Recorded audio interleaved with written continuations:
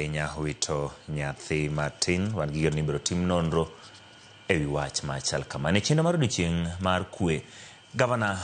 ma Kisumu Nyang' kod commissioner ma Nyanza Flora Moroa okwedo lwenje mosebedo kadhi nyime tong' e counties ma alwora ma Nyanza. Kuom mago bila okwedo kweth njore mar rocho kwe counties ma Migori gi Narok, kendo wacho negi mondo mi gichiw gige lweny ne obila kapok piny owacho tiyo gi yore mamoko mar kawo gige lweny kowuok kuomgi. Kole dongruok mosebedo twak gi jotende kaunti ma Kericho Kisumu ewi lweny tong' mosebedo sondu, gavana ma Kisumu Nyang' ne ojiwo kendo kwayo oganda mondo oti gi yore mag mbaka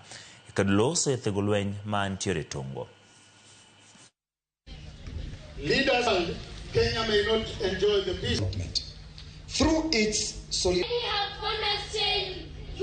our border between Migori and Narok has recently experienced a lot of issues, and I want to assure the people of Migori County that the government is doing everything possible to make sure that that place is peaceful. And one of the main activities that soon we are going to start is disarmament, because we realize that both sides of our counties, that is both